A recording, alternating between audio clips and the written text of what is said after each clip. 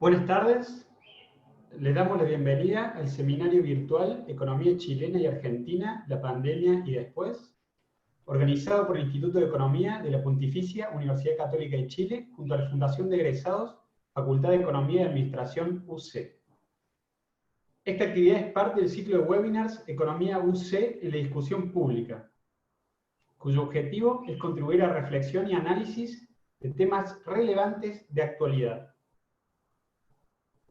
Agradecemos el interés de todos ustedes en el seminario y saludamos especialmente a nuestros panelistas de hoy, Sebastián Claro y Guido Sanleris. Sebastián es ingeniero comercial y magíster en macroeconomía aplicada en la Universidad Católica y doctor en economía de la Universidad de California, Los Ángeles. Dentro de su trayectoria destaca su paso por el Banco Central de Chile, donde fue consejero durante el periodo 2007 a 2017. Y en 2015 se convirtió en el vicepresidente más joven que ha tenido la institución. Actualmente es profesor asociado al Instituto de Economía de la Universidad Católica, director de varias compañías y columnista del diario El Mercurio. Sebastián se especializa en economía internacional. Sus investigaciones se centran en temas diversos como los patrones de crecimiento de la economía china, la dinámica de las firmas exportadoras y sus determinantes, y los canales de transmisión de la política monetaria. Ha publicado en destacadas revistas internacionales como American Economic Review, American Economic Journal Macroeconomics, Journal of Financial Economics y Journal of International Economics, entre otras.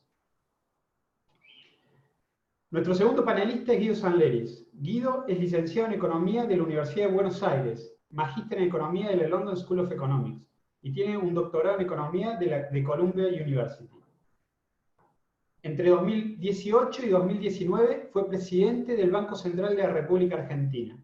Previamente fue secretario de Política Económica y jefe de asesores del Ministerio de Hacienda. En 2016 se desempeñó como subsecretario de Finanzas de la provincia de Buenos Aires. Actualmente es profesor asociado de la Escuela de Negocios de la Universidad Torcuato Di Itela, donde ha sido decano entre 2014 y 2015, y dirigió su centro de investigación en finanzas entre 2007 y 2015. Además ha sido profesor en Johns Hopkins University y profesor visitante en la London School of Economics y la Universidad de los Andes. Guido se especializa en economía internacional, macroeconomía y finanzas. Sus investigaciones se centran en temas relacionados con las crisis financieras y la deuda pública. Sus trabajos han sido publicados en el Journal of International Economics, Journal of Monetary Economics y el Journal of Money, Credit and Banking, entre otros. Los panelistas de hoy van a comentar sobre los efectos económicos de la pandemia en Argentina y Chile, las políticas que estos países han adoptado para amortiguar el shock y sus desafíos para el futuro. Estas economías han seguido trayectorias dispares. En los últimos 30 años, por ejemplo, Chile tuvo solo 2 años con crecimiento negativo, mientras que en el mismo periodo Argentina ha tenido 13 años de recesión. Chile ha logrado dominar la inflación, como parece ser la tendencia en el resto del mundo, mientras que Argentina ha vuelto a tener tasas de 2 dígitos desde el 2007 en adelante, y se encuentra actualmente en el top 5 del ranking mundial. Y aún así, la pandemia encuentra a estas dos economías en un momento complicado. Mientras que Argentina llega tras 2 años de recesión y crisis económica, con altas tasas de inflación y sin acceso a los mercados de crédito, Chile ya se enfrentaba a uno de los desafíos más importantes de su historia reciente, con el conflicto social que estalló en octubre del año pasado, como consecuencia, entre otras razones, de demandas sociales insatisfechas y gran desigualdad económica en una de las economías más desarrolladas de la región. Así, mientras en Chile se espera que este año marque la peor contracción económica desde la crisis del 82, con una caída esperada del 6% anual en su economía, En Argentina ya es una de las peores caídas de su historia, con una caída esperada del 12% anual para 2020, esperando que, por ejemplo, supere la de la crisis de la convertibilidad entre 2001 y 2002. Vamos a darle la palabra primero a Guido Sanleris y seguirá Sebastián Claro, para que nos cuenten sus impresiones sobre estos temas. Les recuerdo que para hacer preguntas pueden utilizar el chat que se encuentra en el menú inferior de la pantalla.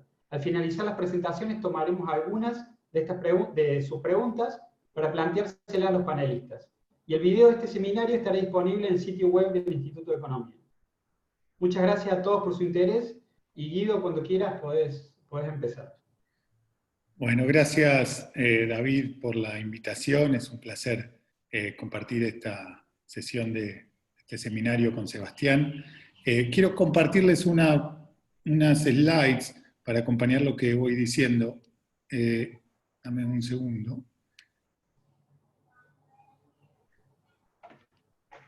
Ahí estamos.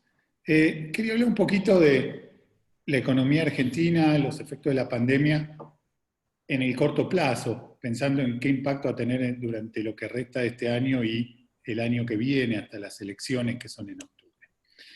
Antes de entrar en eso, quiero reforzar algo que vos mencionabas recién, David, al pasar, que es poner un poco en perspectiva lo que ha sido la performance macroeconómica de la economía argentina y chilena en los últimos 40 años. Si uno de los hechos más destacados de la economía argentina en los últimos 40 años es que casi la mitad del tiempo estuvo en recesión. Si comparamos esto con Chile, fueron solo 4 años de los últimos 40 donde hubo recesión. Argentina tuvo en 25 de los últimos 40 años una inflación superior a 20% en los últimos 10 años en forma consecutiva. En Chile solo fueron 8 de los últimos 40 y ninguno de los últimos 10. En 32 de los últimos 40 años, Argentina tuvo déficit fiscal. Y uno de los hechos para mí más impresionantes es que algo que la mayoría de los países del mundo logran año tras año, que es tener una economía que crezca y una inflación inferior a 5%, en Argentina es una rareza. ¿Sí? La última vez que Argentina tuvo un año en donde la economía crecía y la inflación era baja fue a inicio de los 2000, en 2003, ¿sí? Hace casi 20 años.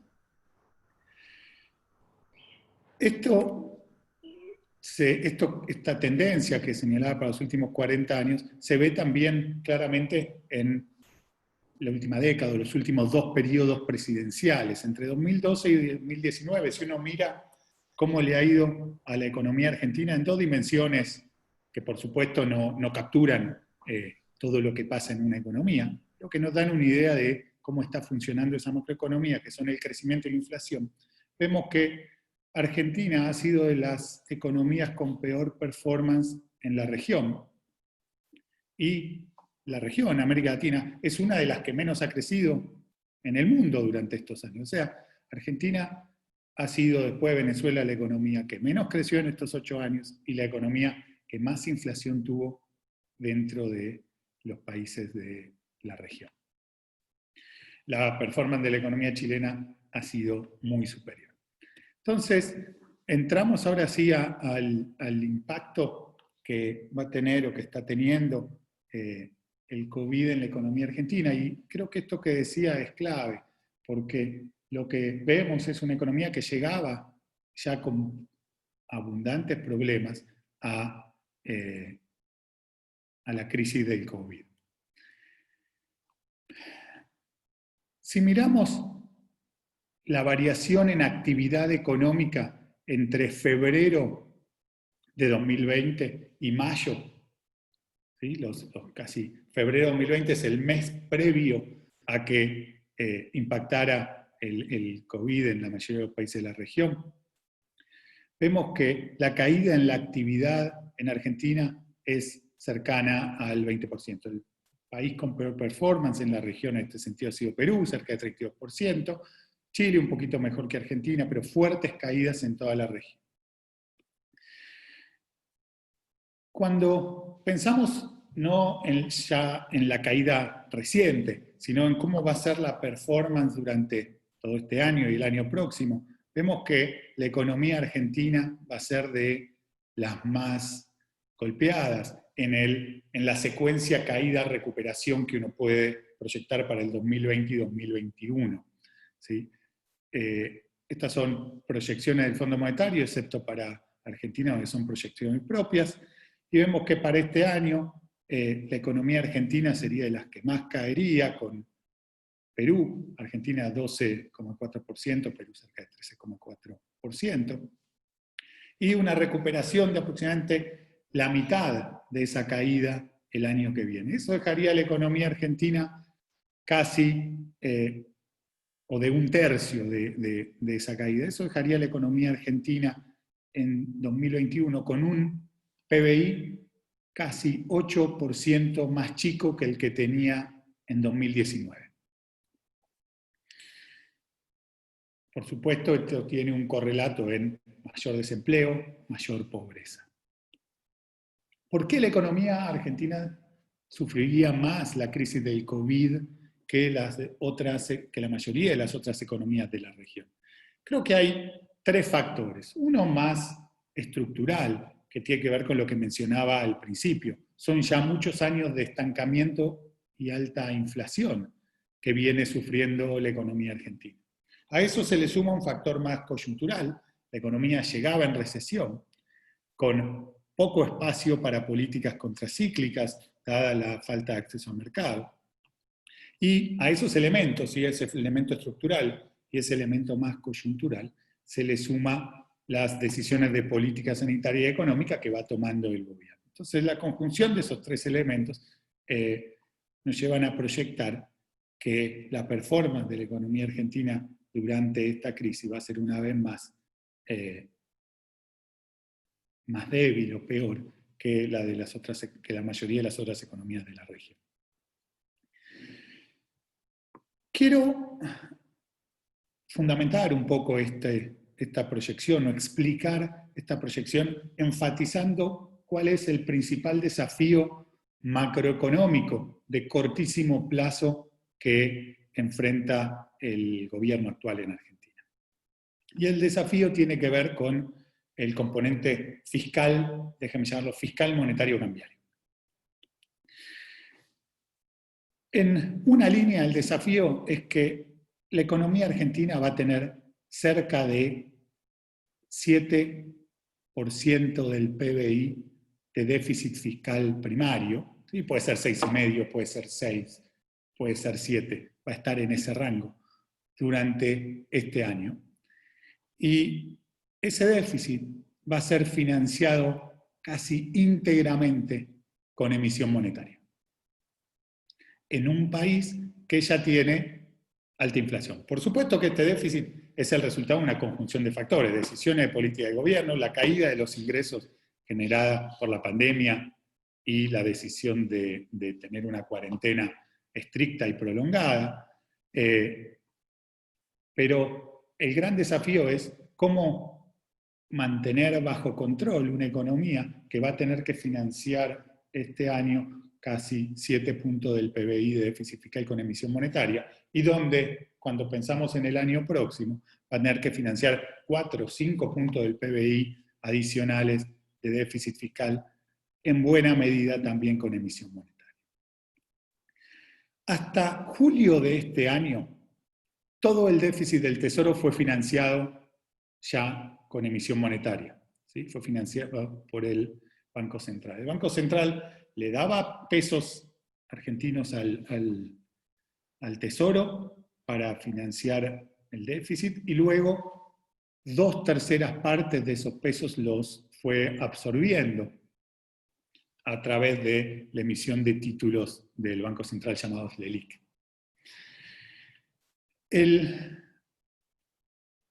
nivel de monetización de la economía argentina pasó de mínimos de las últimas 2 décadas en diciembre de 2019 a máximos históricos. ¿Sí? Por supuesto, el Banco Central en estos primeros 7 meses contó con la ventaja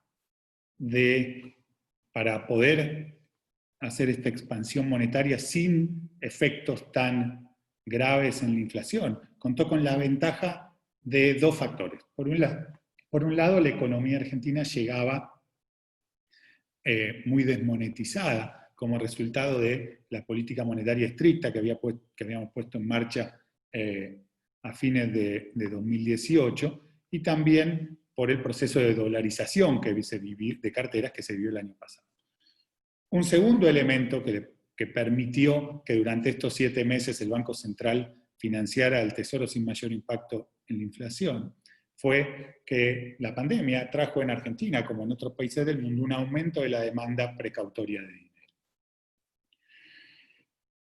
Sin embargo, esos dos factores que jugaron a favor en estos primeros meses del año ya no van a estar presentes hacia adelante, porque en la medida en que la pandemia vaya quedando atrás y se vaya recuperando actividad económica, es dudoso de que ese aumento de la demanda precautoria se mantenga en el tiempo. ¿Sí? Importante enfatizar entonces que a pesar que durante estos 7 meses el financiamiento del fisco fue íntegramente monetario, no tuvimos una suba de la inflación, sino, por el contrario, la inflación incluso disminuyó. ¿Por qué bajó la inflación en esta primera parte del año? Bueno, por un lado, si pensamos en 3 canales, canal real, de costos y financieros, el canal real tuvimos una caída importante en la demanda agregada que tuvo efectos deflacionarios, como pasó en todo el mundo. El gobierno adicionalmente congeló tarifas y no hubo presiones salariales en el medio de la pandemia.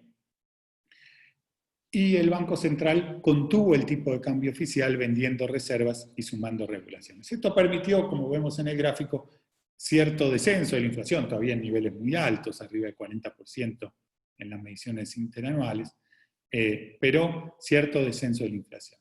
El tema es cómo sigue esta historia hacia adelante. Y les diría que lo que uno ve es como un rompecabezas difícil de armar para el gobierno. Si ese rompecabezas tiene que ver con cierta escasez de dólares o exceso de pesos que queda en la economía si el Banco Central sigue financiando al Tesoro, una brecha cambiaria importante, el mayor déficit fiscal en casi 50 años, aumentos de tasa de interés, ¿qué va a pasar con la inflación? Más represión financiera.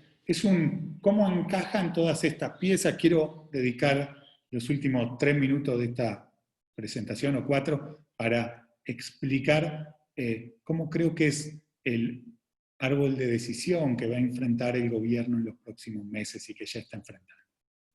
¿Sí? En primer lugar, uno puede pensar que el gobierno tiene la opción de realizar un ajuste fiscal comenzando en algún momento de este segundo semestre, el primer semestre del año que viene.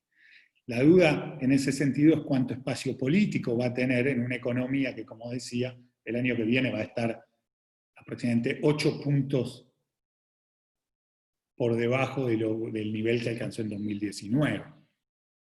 Entonces, nuestras proyecciones son que en la segunda mitad de este año el déficit fiscal va a seguir siendo importante, cerca de 3,5% del producto, y 4 o 5% en 2021. Cuando uno tiene déficit fiscal lo puede financiar con emisión monetaria o con deuda. Aún con la exitosa y muy buena noticia de la reestructuración de la deuda que alcanzó el gobierno las últimas semanas, es muy improbable que haya espacio suficiente en el mercado local y ni hablar en los mercados internacionales, o apetito suficiente en los mercados internacionales para que Argentina financie este déficit a través de emisiones de deuda. En consecuencia, una parte muy importante del déficit va a ser financiado con emisión monetaria. Esos pesos que va a inyectar el Banco Central para financiar el Tesoro puede esterilizarlos o no. Para esterilizarlos, dado los niveles tan altos que les mostraba que ya alcanzaron varios agregados monetarios en términos reales, el Banco Central va a tener que subir las tasas de interés. Está por verse cuánto espacio tiene también para hacer eso, pero lo más probable es que combine algo de suba de tasa con cierto sobrante de pesos. Ese sobrante de pesos, ¿sí? En este gráfico mostramos la base monetaria en porcentaje del PBI como una medida aproximada de eso. ¿Sí? Bajo 3 escenarios. Si continúa la esterilización de aproximadamente 75% del financiamiento al Tesoro, que decimos va a ser difícil si no una suba importante de tasa, si la esterilización es menor, 50% o nula. ¿Sí? Entonces vemos que para absorber 75% del financiamiento del Tesoro, el Banco Central necesita, y esto es muy importante, que los depósitos en pesos del sector privado crezcan casi 5 puntos del PBI entre agosto y diciembre de 2020, cuando ya crecieron 6 puntos del PBI en la primera parte del año. Parece improbable que veamos ese aumento de los depósitos que le permitiría luego a los bancos entregar esos pesos a cambio del ELIC. Con lo cual, no le va a resultar fácil al Banco Central absorber estos pesos que va a ir inyectando en la segunda mitad del año. Entonces, como conclusión de esta primera análisis, de este primer árbol de decisiones que mostraba, llegamos a que van a sobrar pesos en la economía argentina. Y cuando sobran pesos, quiere decir que la gente tiene más pesos de los que desea tener, y entonces va a intentar desprenderse de esos pesos. Puede hacerlo principalmente en Argentina de 2 maneras, comprando dólares o comprando bienes y servicios. La compra de dólares al tipo de cambio oficial está limitada en $200 por persona, pero puede acceder al mercado paralelo. Si accede al mercado paralelo, eso aumenta la brecha entre el tipo de cambio oficial y el paralelo. Si compra más bienes y servicios, eso genera cierta reactivación económica. Eso genera un aumento de la demanda de importaciones y también algo más de inflación. Y ahí entramos en uno de los problemas o disyuntivas que enfrenta el Banco Central, que es que tanto un aumento de la brecha por los incentivos que genera a liquidar menos exportaciones y a aumentar la demanda de importaciones, como una eventual reactivación económica, así las dos decisiones que irán tomando los consumidores. Las dos cosas generan un impacto en las reservas del Banco Central. Si miramos lo que ha sido el comportamiento del Banco Central en el mercado cambiario en los últimos meses, vemos que desde marzo para acá, todos los meses, excepto en junio, cuando el Banco Central pisó básicamente muy fuerte las importaciones, el Banco Central estuvo vendiendo dólares. Y el ritmo al que está vendiendo dólares se ha incrementado en lo que va de este mes. ¿Qué puede hacer el gobierno frente a este escenario, pensando que tiene que cuidar las reservas que tiene? Bueno, uno puede pensar en 2 alternativas. Déjenme empezar por la de abajo. Un giro, déjenme llamarlo semiortodoxo, esto está lejos de la ortodoxia económica, pero digo giro semiortodoxo que incluya algo de un poquito de ajuste fiscal, una depreciación más acelerada del tipo de cambio oficial o un desdoblamiento cambiario, y controles de precios para intentar moderar el impacto en la inflación de corto plazo que puede tener estas medidas en el mercado cambiario. El otro camino que puede tomar el gobierno es o el Banco Central, es el de trabar y reprimir. ¿A qué me refiero con eso? Aumentar la represión financiera, endurecer aún más el cepo cambiario, imponer más controles a las importaciones y controles de precios. Por supuesto, estas decisiones tienen un costo, que es un menor crecimiento. Probablemente en el corto plazo tengan un menor impacto en la inflación, pero aumentan el riesgo de desborde inflacionario hacia adelante. ¿Cómo puede el gobierno reducir la incertidumbre? Bueno, una acción ya tomó, que fue lo de reestructurar la deuda. Quedan, por supuesto, la negociación con el Fondo Monetario. El gobierno ha sido hasta ahora poco claro en cuanto al rumbo de la política económica hacia adelante. Un programa con el Fondo Monetario podría proveer más claridad acerca de ese rumbo y actuar como un ancla para las expectativas, pero lo que hemos estado viendo es que esa negociación puede demorarse. Y si no, tendrá otro camino, es buscar otra fuente de dólares. Y ahí me pregunto si el swap con China no puede ser una de las fuentes de dólares que el gobierno puede necesitar. Freno acá, David, para no pasarme el tiempo, y después de Sebastián estoy para preguntas. Gracias, Guido. Le damos la palabra a Sebastián entonces ahora.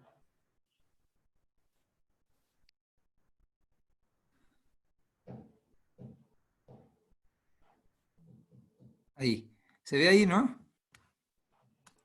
¿Sí, se ven? ¿Se ve bien? Bueno, muchas gracias, David, por la invitación. Un honor compartir este escenario virtual con Guido. Yo quisiera en estos minutos proveer una pequeña visión. Hay muchas dimensiones de lo que es la crisis, su impacto macro. Y ya que está tan de moda el uso de letras para identificar cuál es la manera en la cual se va a producir esta crisis, yo quisiera usar un símbolo. Y la pregunta es cómo evitar la raíz cuadrada. ¿Y a qué me refiero con la raíz cuadrada? Me refiero a un rebote muy significativo como el que ya hemos tenido. Perdón, una caída muy significativa como la que ya hemos tenido.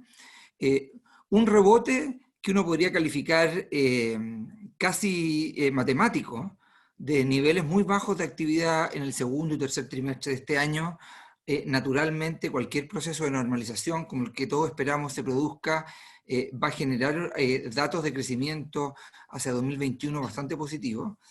Pero la pregunta, yo creo, más clave es qué pasa de ahí en adelante. ¿Cómo evitamos estancarnos?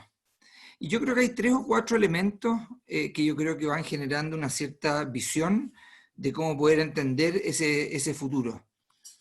Lo primero, yo quisiera partir motivando la discusión con este gráfico que muestra la trayectoria del PIB en Chile en torno a las últimas 3 grandes crisis macroeconómicas que ha debido enfrentar.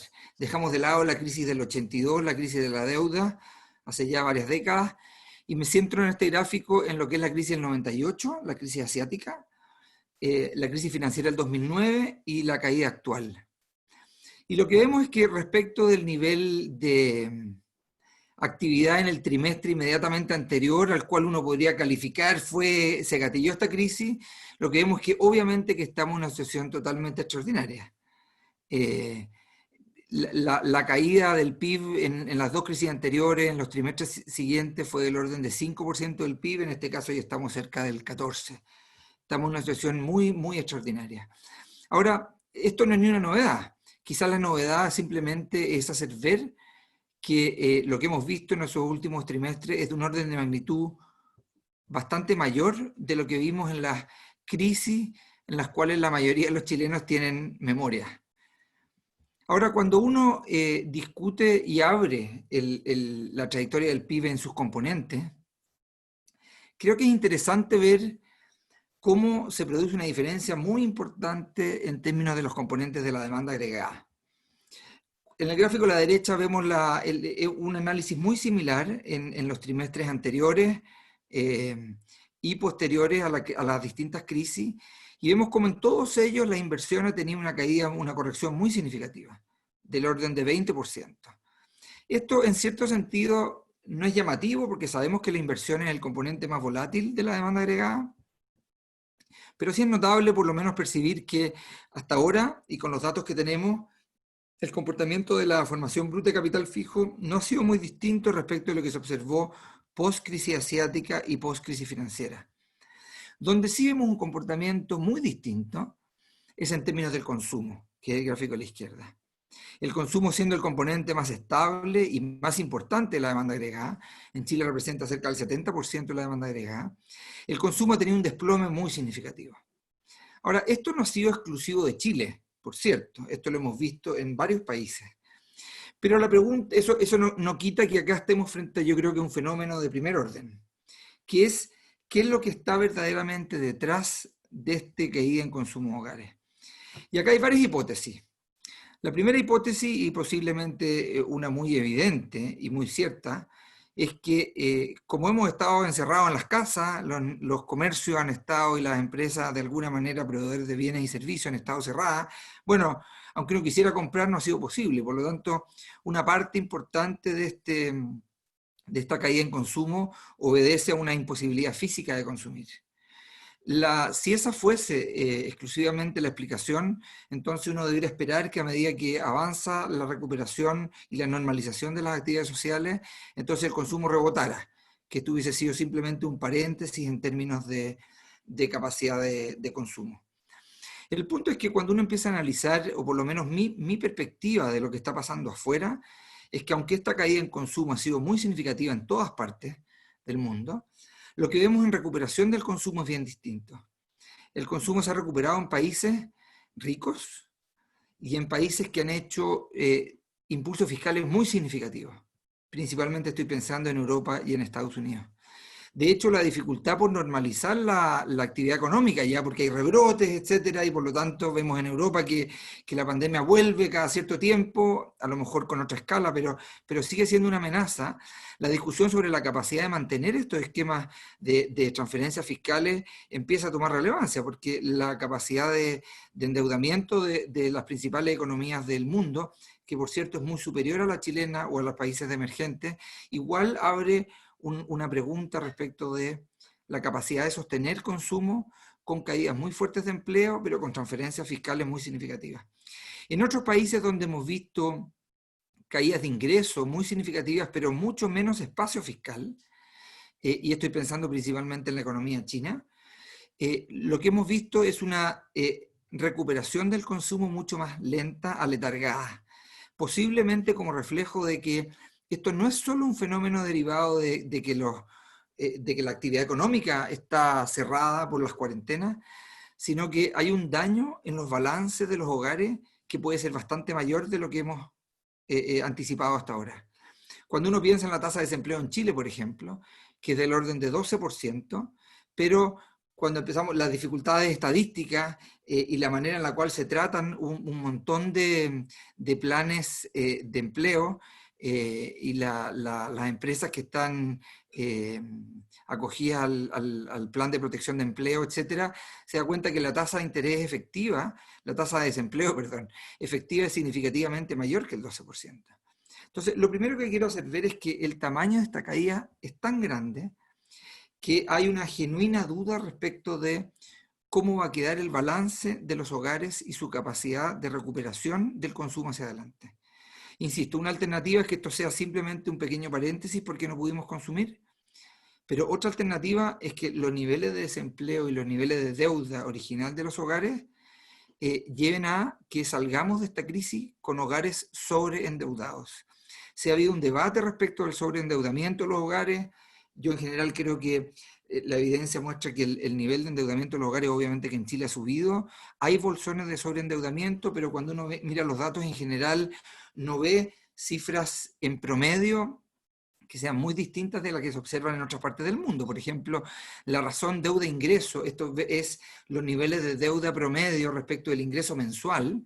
En Chile han estado fluctuando en orden de 5 meses de ingreso, niveles no muy distintos a lo que se observa en otros países.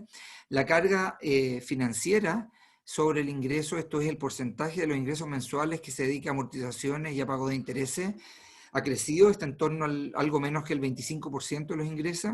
Esa es una cifra alta, similar a los niveles en los países más desarrollados, donde se destina efectivamente cerca de un 20 o 25% de los ingresos a los pagos de deuda financiera. El punto es que esta cifra uno puede discutir hasta marzo del 2020 si eran cifras muy altas, cuán preocupantes eran. Pero lo que sí está claro es que la caída de ingresos que están experimentando los hogares y la caída de empleo va a hacer que estos mismos niveles de deuda se hagan extremadamente difíciles de servir hacia adelante. Y por lo tanto creo que acá hay un primer elemento que subyace a la discusión de cuán endeudados van a quedar y cuán grande va a ser la mochila o el deterioro en los balances de los hogares. El gráfico a la derecha muestra para distintos niveles de desempleo, estas son estimaciones del Banco Central, no son mías, cuál es el porcentaje de los hogares o de las deudas que queda con una relación deuda-ingreso superior a 6 y una carga financiera superior al 40%, con distintos niveles de desempleo, y lo que vemos que fácilmente podemos pasar de un porcentaje cercano al 20% de los hogares en esa situación a un porcentaje cercano al 40%. Yo creo que esta es la primera gran pregunta. ¿Cómo va a salir los hogares de esta crisis y qué capacidad de demanda y de consumo van a tener? Con estos niveles de deuda y estos niveles de desempleo es posible que la mochila en términos de deuda sea muy, muy importante. Una figura similar y un problema similar ocurre a nivel de empresas. Acá hay distintas maneras de verlo, pero lo que quiero plantear es un ejercicio muy simple. Si uno agarra un nivel de deuda capital, deuda patrimonio promedio de empresas chilenas, estos son cálculos de servilleta, nadie lo tome como una evidencia muy científica, pero más o menos son números que calzan con el orden de magnitud, de 0,8 veces. O sea, el patrimonio es mayor que la deuda y la razón deuda-patrimonio es cercana a 0,8. Y agarra datos bastante promedios y gruesos de cuál es el nivel de deuda sobre las ventas y hace estimaciones relativamente razonables del crecimiento de las ventas este año, de la rentabilidad, o sea, de la utilidad que va a tener sobre patrimonio, etc. Y reconoce un elemento muy importante que ha sido parte de una política, yo creo que muy buena, pero que aquí vemos cómo calza con la historia, que las empresas de alguna manera, muchas, han visto reemplazadas su flujo de venta por deuda. Y ejercicios muy simples llevan a que los niveles de endeudamiento de las empresas pueden subir sustancialmente de los niveles anteriores, de niveles de 0,8 se pueden fácilmente doblar a niveles de 1,4, 1,5 como razón deuda-patrimonio, en ejercicios donde, insisto, reemplazamos flujos de venta y las empresas de alguna manera financian sus gastos con endeudamiento. Lo que quiero decir es que el mismo fenómeno que uno puede percibir a nivel de hogares, que hogares van a terminar con balances más deteriorados, quizás no tanto por un aumento en los niveles de deuda, porque sabemos que la deuda de consumo ha bajado o se ha estabilizado, es porque los niveles de ingresos se han deteriorado mucho. A nivel de empresa pasa un poco lo mismo. Las deudas, los flujos de venta han disminuido, la actividad económica ha disminuido, la capacidad de disminuir gastos es limitada. Parte de esto se ha logrado con los planes de protección de empleo, etcétera, pero inevitablemente las empresas han tenido que aceptar niveles de gasto importantes con poca capacidad de reducirlo, aun cuando las ventas se han deteriorado mucho. Y por lo tanto vemos que suplir esa falta de flujo con endeudamiento va a llevar a niveles de endeudamiento importantes por parte de las empresas. Quizás el tercer sector económico más significativo, después del sector corporativo, hogares, etcétera, tenemos el sector público. Y el sector público viene en Chile aumentando sus niveles de deuda de manera muy relevante a partir del año 2008. Estos son los niveles de deuda bruta. El 2008, justo antes de la crisis financiera y en pleno pic de los commodities, la deuda bruta era muy baja, cerca de un 7% del PIB, 8% del PIB. Pero en pocos años, esa deuda ya escalaba a niveles del 33%. Estos son datos trimestrales y por lo tanto, y lo que vemos es que cualquier estimación va a llevar a que estos niveles de deuda sigan creciendo. Distintas estimaciones sugieren que puede fácilmente llegar al 40-45%, y de ahí en adelante se requiere un esfuerzo fiscal mayor para evitar un escalamiento en la deuda. Entonces, el punto que quiero hacer, David, y con esto voy terminando, es que inevitablemente es tan grande este shock que los principales sectores económicos en Chile, hogares, empresas y fisco, van a terminar bastante endeudados. Y la pregunta es cómo salen los países y las instituciones y las empresas y los hogares de niveles fuertes de deuda. Y eso ha sido un tema de gran discusión en la literatura por muchos años. Hay un debt overhang, que es como el concepto más académico, si ustedes quieren, donde las instituciones, las personas quedan con una mochila de deuda y la pregunta es cómo pagan esa deuda. Y hay un montón de diversas alternativas. Uno podría construir árbol de decisión, así como o alternativas como las que Guido planteaba el problema cambiario monetario en Argentina, pero lo que sí sabemos es que una manera en la cual los países, la manera en la cual los países verdaderamente han salido de este problema sin generar grandes defaults, grandes pérdidas para los acreedores, etcétera, grandes problemas de inflación, es con crecimiento. Y acá es donde yo veo que empieza a aparecer la principal problemática de Chile. La problemática de Chile, como la de muchos otros países, dice relación con un deterioro en la capacidad de crecimiento. Y esto puede parecer una cuestión medio abstracta, la discusión de crecimiento ha quedado un poquito desprestigiada, cuando uno habla de crecimiento parece como hablando de una cuestión completamente etérea, pero el crecimiento se va a hacer extremadamente relevante no solo por la necesidad de generar empleo de acá hacia adelante, sino que porque es el verdadero camino para solucionar estos problemas de deuda sin un costo macroeconómico mayor. Me parece a mí que ahí se juega el partido respecto de si Chile es capaz de salir creciendo con una especie de V, en el sentido que mantenemos una tasa de crecimiento relativamente robusta con posterioridad al 2021, versus si la economía no es capaz de generar empleo y las empresas quedan muy endeudadas y los hogares quedan muy endeudados y el fisco no es capaz de controlar sus niveles de deuda, entonces yo veo que esa mochila de financiamiento puede ser un freno muy significativo a la capacidad financiera de los hogares de mantener una demanda por consumo activa y a la capacidad financiera de las compañías de mantener una demanda por inversión activa. Yo creo que ese posiblemente es el desafío macro más grande que vamos a enfrentar como país en los próximos años. Una pequeña palabra respecto de precios relativos que creo que es interesante. Este gráfico a mí me encanta porque muestra en uno de los ejes la tasa de desempleo en Chile, que es la línea celeste medida a mano derecha. Y en el eje de la izquierda muestra un índice de tipo de cambio real en Chile. Y vemos cómo conmueven de manera muy relevante el tipo de cambio real con el desempleo. En tiempos buenos, desempleo bajo, vemos una apreciación importante del tipo de cambio real. En tiempos malos, desempleo al alza, vemos una depreciación importante del tipo de cambio real, que es lo que nosotros esperaríamos en base a la teoría económica. Lo que hemos visto ahora es una alza del desempleo muy significativa, 12%, insisto, la tasa real de desempleo es bastante mayor que esa.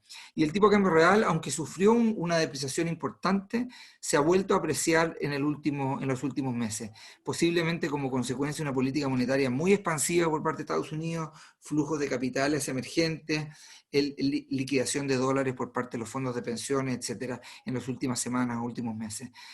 Yo creo que para generar un cierto impulso, dado estos niveles de desempleo, acá estamos frente a una cierta contradicción. O estos niveles de tipo de cambio real están sugiriendo que el empleo se va a normalizar relativamente rápido, ojalá sea así, o estos niveles de desempleo van a exigir en la economía chilena un tipo de cambio real más depreciado al que todavía tenemos arriba. Llego hasta ahí, David, para dar espacio a la conversación. Muchas gracias.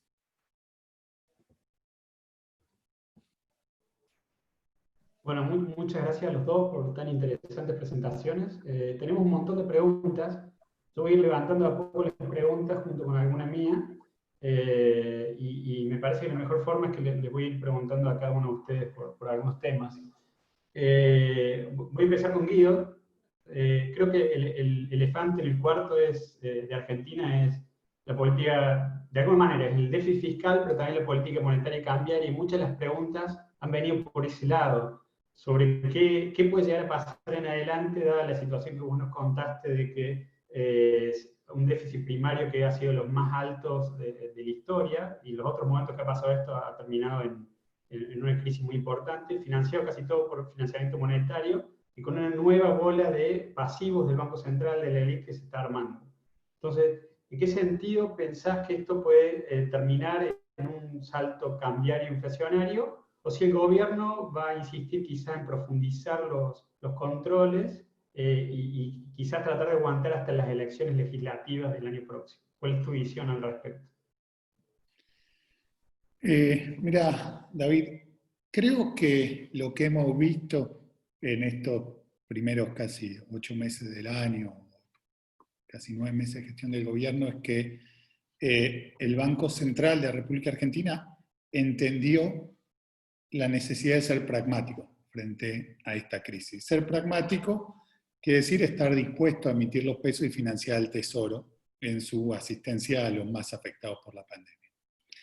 Pero esa tarea, ese ser pragmático, lo tuvo relativamente facilitado en el primer semestre por ese changüí, diría yo, de una economía con baja monetización que mencionaba antes y un aumento de la demanda precautoria de dinero por la pandemia. Hacia adelante, el desafío es mayor y el Banco Central va a tener que ser muy cuidadoso, porque esos dos elementos ya dejan de jugar a favor. Entonces, yo creo que no estamos, repito, no estamos en una situación en donde Argentina puede caer en una hiperinflación, creo que eso no va a suceder, pero creo que el Banco Central va a tener que monitorear muy de cerca la evolución de las variables nominales para evitar un salto inflacionario. Gracias, gracias. Y lo voy a intercalar con una pregunta para Sebastián. Uno de los principales, quizás uno de los principales temas que vos hablaste es sobre esta mochila que va a tener la economía chilena de endeudamiento. Y una de las preguntas que nos hacen del público es sobre qué puede pasar en el ámbito laboral con la tasa de desempleo, teniendo en cuenta, por ejemplo, que si uno ve las crisis anteriores que ha sufrido Chile, las que vos tenías ahí, en el 99 fue muy larga la duración de la alta tasa de desempleo, quizás del 2009 se volvió más rápido, pero yo me imagino que esa idea que vos tenés, que ese endeudamiento, alta tasa de endeudamiento del gobierno, las empresas y las familias, no solo va a afectar el crecimiento, sino la tasa de desempleo. Entonces, en ese sentido, ¿y qué se puede hacer para adelante para lidiar con estas consecuencias? Hay dos, la comparación de 2009 con comienzos de los 2000 yo creo que es muy interesante en términos de la trayectoria del empleo y lo que podemos aprender de ahí. En ambas circunstancias el desempleo post-crisis asiática y post-crisis financiera subió muy rápidamente a niveles del orden del 10%. Pero como tú bien dices, David, con posterioridad al 99 el desempleo quedó en torno al 10% unos 3 o 4 años. Mientras que en 2009 el pic de 10% fue de corta duración y la economía salió muy rápido y el desempleo cayó muy fuerte. Hay dos grandes diferencias, en mi opinión, en esos dos episodios. Y la pregunta es cómo ambas se van a ver en esta ocasión. La primera es que la economía mundial a comienzos de los 2000 andaba bastante débil. La economía mundial empezó a tomar fuerza cerca del 2003 y por lo tanto, en cambio no fue así el 2009. El 2009, post-crisis, vino una recuperación muy fuerte, especialmente para emergentes, impulsado por la economía china y su extraordinario crecimiento. Entonces creo que el mundo tuvo en un caso apoyó con mucha fuerza a partir del 2010, durante, en cambio, comienzo de los primeros años de los 2000, el desempleo en parte se explica por una demanda mundial muy deprimida.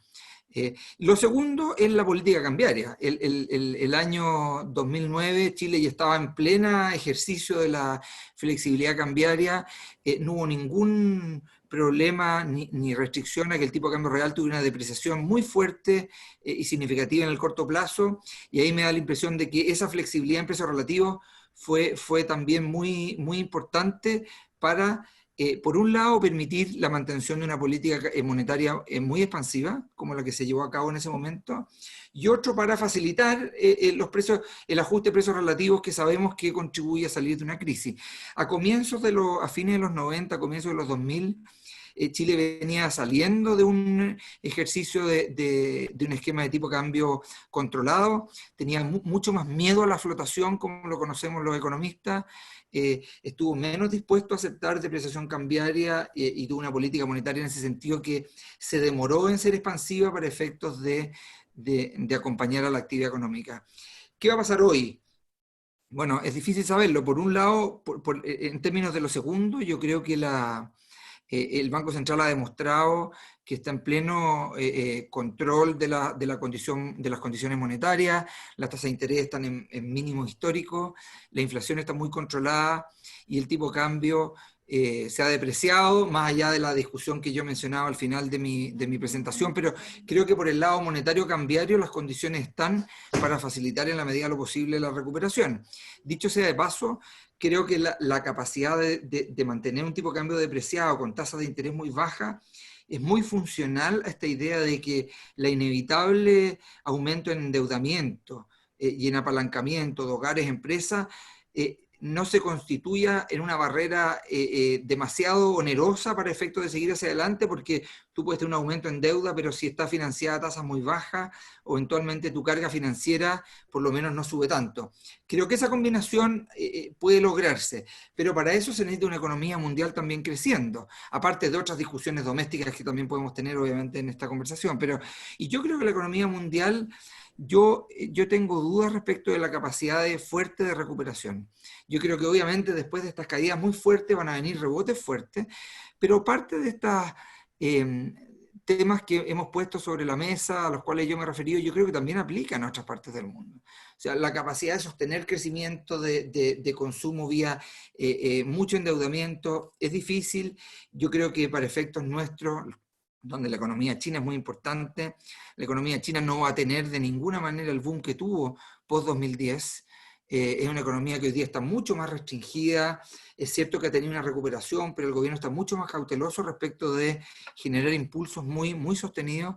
Y por lo tanto creo que sumando y restando, desde una perspectiva monetaria, cambiaria, tasa de interés, la economía está en buen pie para apoyar a las empresas y a los consumidores a llevar de mejor manera esta transición, pero en términos de la demanda externa y de la situación económica global, yo creo que no vamos a tener el boom que tuvimos a partir del 2010, que fue muy importante para efectos de la salida de la economía y de la caída del desempleo. Así que posiblemente el desafío en términos de empleo es bien importante y los próximos meses van a ser clave por cuanto pues, van a ir en retirada los planes de protección de empleo, etcétera, y vamos a ver cuál es la capacidad de las empresas de normalizar su actividad.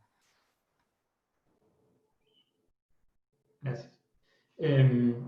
Ahora voy a darte un descanso, voy a hablar con Guido.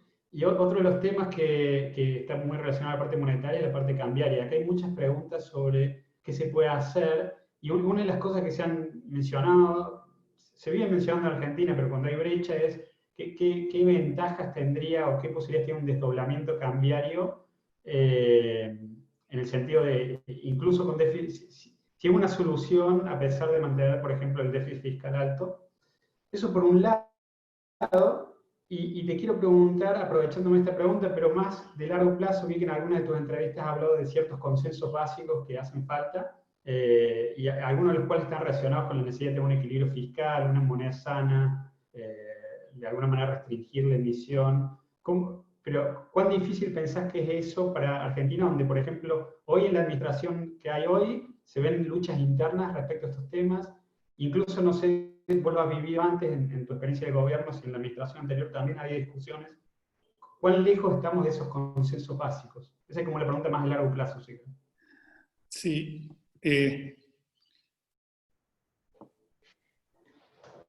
Creo que está bueno, David, ese switch a mirar un poco más allá del cortísimo plazo. Una de las cosas que era muy clara cuando yo escuchaba la presentación de Sebastián recién y reflexionaba un poquito sobre lo que yo había dicho, tenía que ver con cierta diferencia de horizontes o de plazos en lo que estábamos pensando.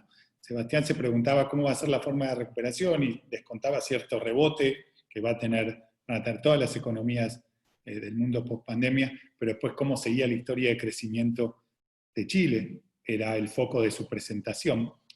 Y el foco de mi presentación, algo que es bastante característico de la problemática de Argentina durante los últimos años, estaba centrado en algo mucho más corto, que era cómo mantener o cómo acotar la inestabilidad nominal en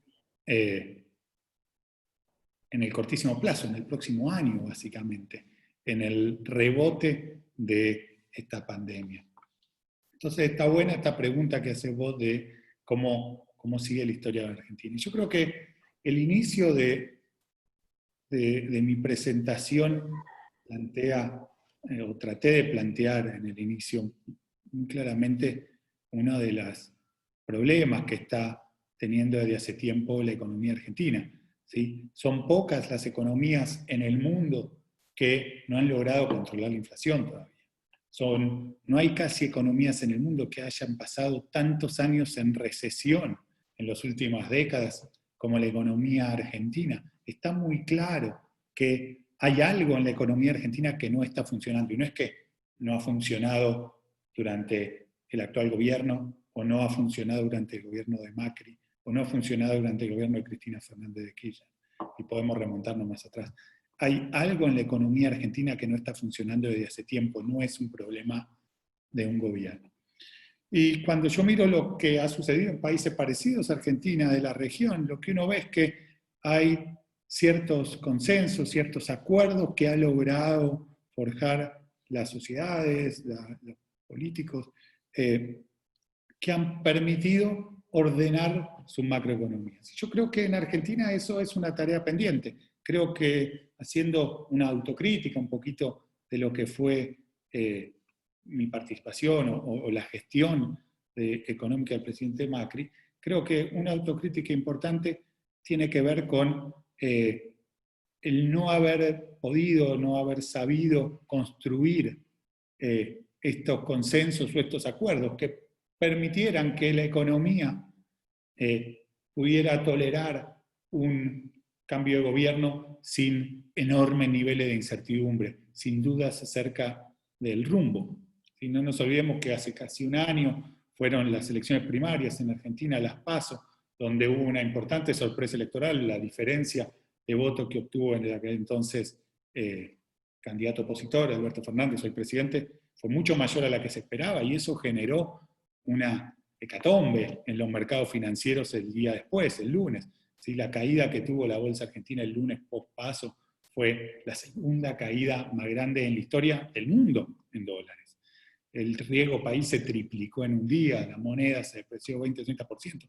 Esos fenómenos reflejan, creo, esa falta de consenso acerca de ciertos principios básicos que hacen al rumbo macroeconómico. Yo creo que son 4 cosas claves sobre las que Argentina debería ponerse de acuerdo. Uno, lo mencionabas, un gobierno no puede gastar sistemáticamente más de lo que recibe como ingreso. Si intertemporalmente tiene que haber cierto equilibrio fiscal. 2, tenés que proteger al ahorrista para tener una moneda sana. 3, respeto a las leyes, no cambiar la regla del juego todo el tiempo. Y 4, y esto creo que es clave, tener una obsesión por la competitividad como una forma de integrarse al mundo. Si no da igual la forma en que uno logra los objetivos que mencionaba previos. Si no es lo mismo un equilibrio fiscal con un gasto público de 50% del PBI que con un gasto público de 30%. La mochila que carga el sector privado es totalmente distinta. Entonces yo creo que Argentina, lo vemos en parte en la inestabilidad nominal de la que hablaba, la fecha cambiaria y demás, todavía no ha logrado construir esos consensos acerca de estos temas. Creo que es la gran tarea pendiente si queremos que Argentina pueda algún día retomar la senda del crecimiento. No sé si me quedó algo de tu pregunta. Gracias, gracias. Entonces voy a aprovechar esa respuesta para volver sobre Sebastián. Y una de las preguntas que hacen acá en el público es cómo se recupera el crecimiento y la inversión de las empresas en el contexto del estallido social. Y déjame antes completar un poquito esta pregunta. Ahora viene la votación de la nueva Constitución. O sea, hay como algún, o no sé si vos lo ves, un riesgo institucional con estos consensos que iba a hablar quizás a futuro. Y lo quiero completar con una institución que sé que te es muy cercana, que es el Banco Central. ¿Cómo ves los nuevos desafíos del Banco Central? Por ejemplo, desde el punto de vista que vos hablabas, que se va a encontrar con familias más endeudadas, con firmas más endeudadas, gobiernos más endeudados, que le va a poner presión quizás, no sé, quiero saber tu opinión sobre su política monetaria futura, o esta nueva ley que se va a comprar bonos del gobierno. ¿Pensás que alguna de estas cosas puede dañar tanto la credibilidad del Banco Central como el ancla de precios que ha logrado, de expectativas que ha logrado con tanto esfuerzo, digamos? Muchas gracias, David. La verdad es que hay varias preguntas. Déjame ver si brevemente puedo referirme a 2 o 3 de ellas. Lo primero es que es obvio que Chile desde fines del año pasado, etcétera, está en un proceso nuevo que ha generado mucha incertidumbre. Y a estas alturas hay mucha incertidumbre, pase lo que pase, llamémoslo así. Hay una elección en un mes y medio más o 2 meses más, y la verdad es que esa elección genera natural incertidumbre, y cualquier resultado genera incertidumbre. Un triunfo del apruebo va a abrir ciertas dudas, un triunfo del rechazo eventualmente también puede generar cierta incertidumbre. Creo que hay que adecuarse a eso. Yo quiero creer que hay ciertos consensos que van a prevalecer, y que mucho del ruido y que se escucha, etcétera, finalmente la gente va a tener la sabiduría y la moderación para poder combinar ciertos cambios que pueda querer, manteniendo una cierta institucionalidad y manteniendo un esquema con reglas, con objetivos, que más allá de los vaivenes de corto plazo puedan permitir mirar al horizonte positivamente. Yo creo que creer eso, y muchas veces hoy día uno se ve demasiado imbuido en una discusión que a veces es agresiva, a veces hasta violenta, etcétera, y que obviamente que es algo desconocido, por lo menos para una generación entera en Chile. Y eso abre muchas interrogantes. Yo creo que eso es lo que estamos viviendo. Pero también es cierto que yo por lo menos estoy convencido de que muchos de los avances que ha tenido Chile, más allá de todas las dificultades que puedan tener, son genuinos. Y por lo tanto también hay un deseo de reformar las cosas necesarias, pero también mantener los logros. Me costaría pensar que Chile se va a autoinfligir una tremenda herida y retroceder y congelar muchos de esos logros. Pero eso es parte a lo mejor del deseo por ahora. Respecto a tu pregunta del Banco Central, yo creo que el Banco Central cumple en Chile tiene una fuerte solidez y reputación. Esa reputación se la ha ganado, y esa reputación se la tiene que seguir ganando. Ninguna institución tiene su prestigio, etcétera, asegurado, y todos sabemos, los que hemos trabajado en Banca Central, que la credibilidad y el prestigio es uno de los activos importantes del Banco Central. Descansa sobre eso. Así que yo tengo pocas dudas de que en las circunstancias actuales este cambio constitucional a que tú haces referencia, David, vaya a generar un cambio en el cual el Banco Central, una manera en la cual el Banco Central actúa, etcétera, pero sí reconozco que hay un desafío. O sea, la ley orgánica del banco era muy estricta respecto de impedir financiamiento, aún comprando bonos en el mercado secundario del gobierno. Yo creo que hay buenas razones para haber procedido en la manera en que se procedió, pero creo que sería torpe negar que eso genera un riesgo, y yo por ahora estoy muy tranquilo respecto a que el Banco Central pueda seguir cumpliendo su mandato adecuadamente. Sí creo que hay una novedad respecto de el quehacer del banco hacia adelante, porque gran parte de la libertad y del éxito que ha tenido la política monetaria en Chile, creo yo, y la política cambiaria, también descansa en una situación fiscal que ha sido extremadamente sólida. Y por lo tanto, cuando la política monetaria no es independiente de la situación fiscal.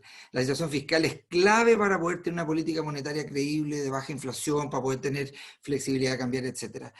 Yo creo que la situación fiscal de Chile ha ido empeorando, y yo me temo que salvo un consenso mayor respecto de ponerle ciertos límites, esa cuestión puede seguir empeorando, y ahí yo me pregunto si ya niveles de deuda sobre PIB más cercanos al 50%, eventualmente superiores a eso, ¿cuán limitantes pueden llegar a ser en términos de la capacidad del Banco Central de, por ejemplo, ser muy agresivo contracíclicamente con su política monetaria? Creo que ahí yo no quiero decir que no lo va a poder ser, quiero simplemente decir que se abre una interrogante de algo que en el mundo de los 30 años de independencia de la banca central en Chile, no ha existido esa combinación con un gobierno con gobiernos muy endeudados. Yo creo que si la situación fiscal en Chile sigue deteriorándose, eso va a abrir una cierta interrogante sobre la capacidad del Banco Central de hacer esta política tan contracíclica, y yo creo que exitosa, como la que ha llevado a cabo en los últimos años. Muchas gracias. Nos hemos quedado sin tiempo. Hay más preguntas, un montón de preguntas. Gracias a todos por su interés. Les pido disculpas si no tuvimos tiempo para responderlas a todos. Y en especial gracias a los dos panelistas por estar acá hoy con nosotros. Ha sido muy interesante para nosotros, espero que también para el público. Muchas gracias, David. Muchas gracias a ti. Gracias. Gracias a ti. Gracias, Guido. Mucho éxito. Hasta la próxima a todos.